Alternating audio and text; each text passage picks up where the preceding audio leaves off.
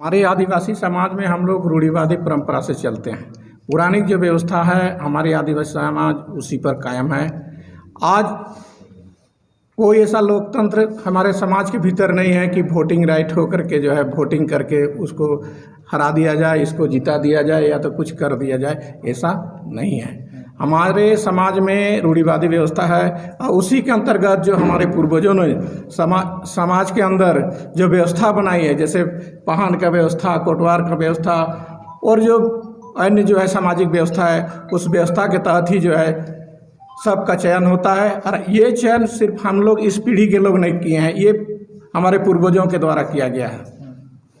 और रही बात शहरीकरण में, तथाकथित लोग अपने आप को बहुत जानकार समझ करके या तो किसी तरह का प्रलोभन दे करके हमारे सीधे साधे आदिवासी समाज को किसी को नशा का आदत दिला कर, किसी को चंद पैसे दे करके जो है सामाजिक व्यवस्था बनाया है उसको कुठाराघात करने के लिए लोग आतुर हैं। उसमें तथाकथित हमारे भी लोग हैं।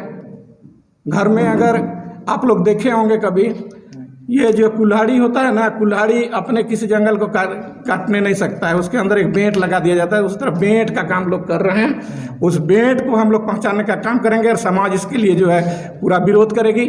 हम झारखंड ट्राइबल एडवोकेट एसोसिएशन के चेयरमैन होने के नाते मैं इन लोग के साथ और मेरा पूरा संगठन हम लोग का जो है इनके साथ है।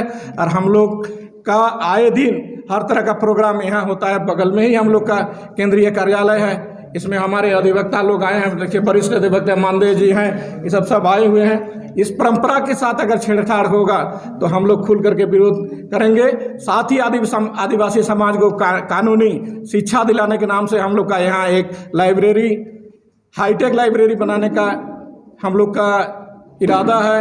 हम लोग सब एडवोकेट अपने स्तर से कर रहे हैं और इसी जगह लाइब्रेरी भी रहेगा। और इस तरह के जो भी समाज के अंदर कुरीतियां हैं या तो उसको दबाने का कोशिश कर रहे हैं, चाहे हमारे महान लोग जो हमारे पूजनीय हैं, हमारे समाज को दिशा देते हैं, उस लोगों के साथ अगर किसी तरह का छेड़छाड़ होगा तो हम लोग भी इसका विरोध करते हैं। इसका पाहन जी कहा जाता है कि जो पाहन होते हैं 3 से 5 साल में चेंज किया जाता है या फिर उसको जमीन दिया जाता है, क्या कहना चाहेंगे? देखिए, इसमें तो शुरू से परंपरा से व्यवस्था बना ही हुआ है कि इसमें जो है पाहन का जो व्यवस्था है, ये नॉर्थ विलेज में साफ साफ बताता है कि उस पाहन का जो खूट के अंदर, खेवट के अंदर ही पाहन का पूजा पद्धति का जो है व्यवस्था वो लगा रहता है, जिसको हम कहते हैं उसकी पारी।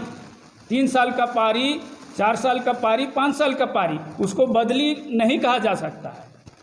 नहीं, अक्सर देखा जाता है कि भुइयारी जमीन, जिसको कहते हैं कि ग्रामीण द्वारा मतलब पाहनों को या फिर कोटवार को या फिर महतो को या मुंडा को दिया जाता है। नहीं, व्यवस्था के अनुसार ये आपको मालूम होगा कि जो व्यवस्था के अंदर जो ज़मीन है, पाहन के जो पूजा पाठ करने के लिए जो ज़मीन है, ये एक तरह से आप कहिए तो ये बधाई का पात्र है, बधाई का पात्र है।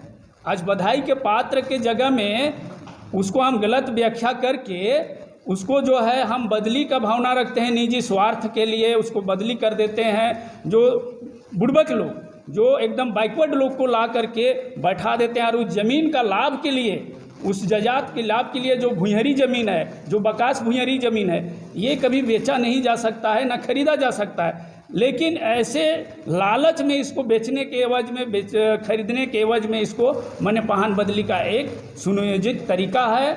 ये ठग है, बिल्कुल हकमारी है। ये तो पाहन का जो चुनाव हो रहा है, सिर्फ इस परंपरा में ही छेड़छाड़ की जा रही है या पाहन का जो कार्य क्षेत्र है उसमें भी कुछ लोग दखल दे रहे हैं? नहीं, ये दोनों चीज़ में दखल दे रहे हैं। छेड़छाड़ में भी दखल दे रहे हैं और बदली करने के भी लिए दखल दे रहे हैं। उसकी ज़मीन पर भी नज़र है, उसमें भी दखल दे रहे हैं।